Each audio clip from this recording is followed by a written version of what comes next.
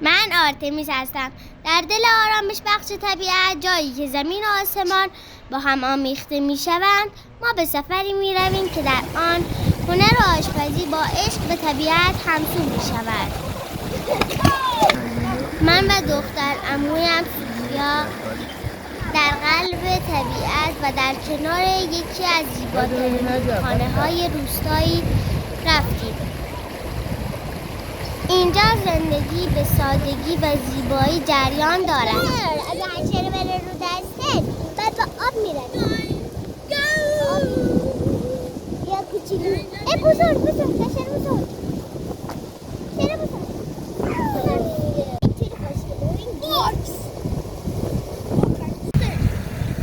من با سوفیا با شوق و اشتیاق به این طرف و آن طرف میرفتیم.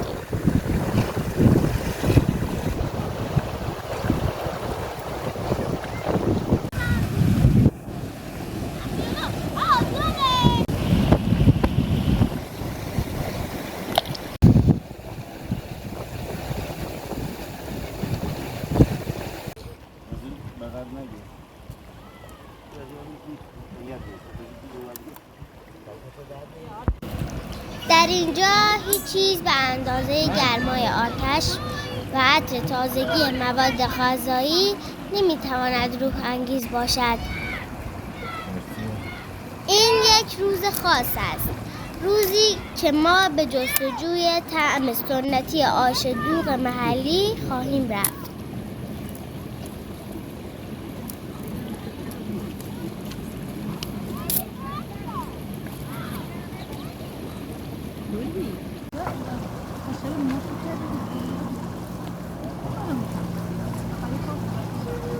Vero.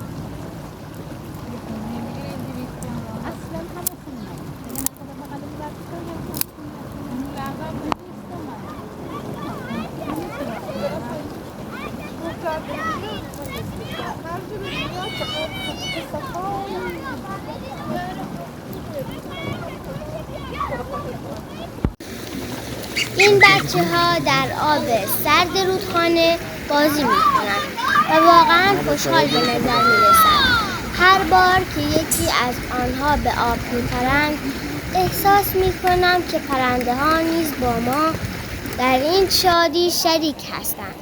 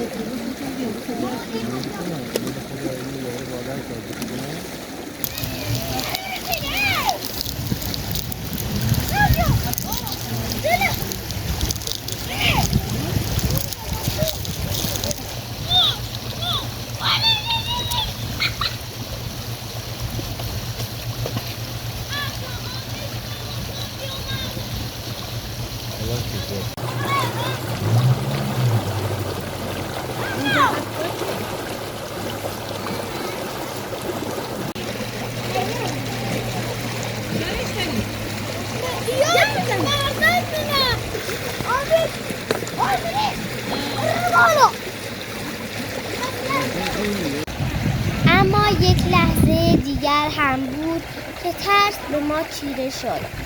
یک مار آبی بزرگ از کنار بچه هایی که در آب رودخانه بازی می‌کردند عبور کرد. بچه ها جیغ کشیدند و به هم چسبیدند. من هم کمی ترسیدم، اما بعد فهمیدم که آن مار آبی تنها می‌خواهد از ما دور شود. دلم برایش سوخت چون اونجا محل زندگیش بود.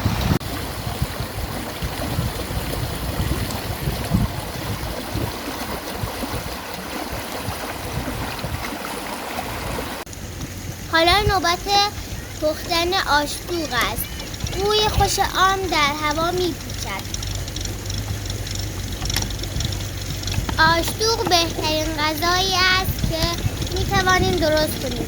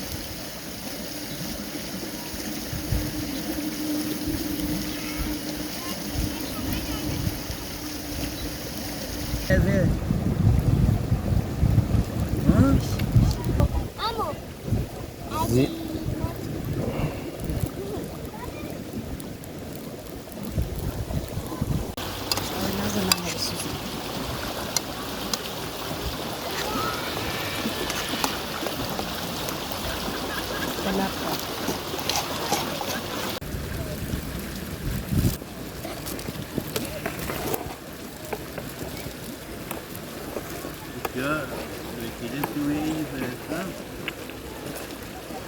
Obviamente subir.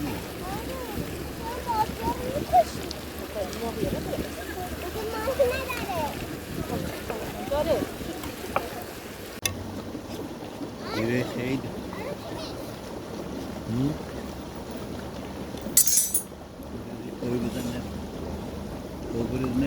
پدرم چه آشدوق خوشمزه‌ای درست کرد. به به به این آشدوق. به به به پدر هنرمندم.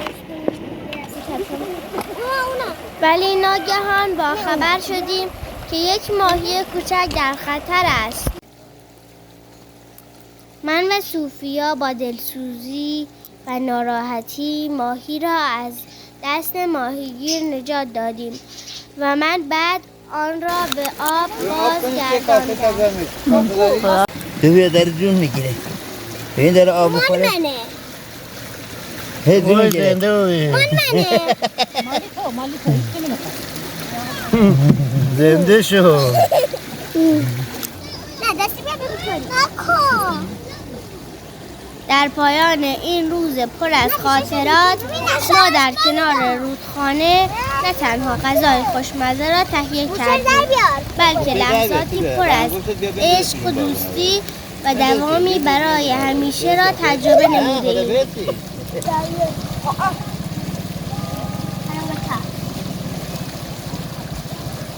توی چه قشنگه نیا که چه میبنده ببینی؟ دومشه احساس کنم او رو باید موه بود.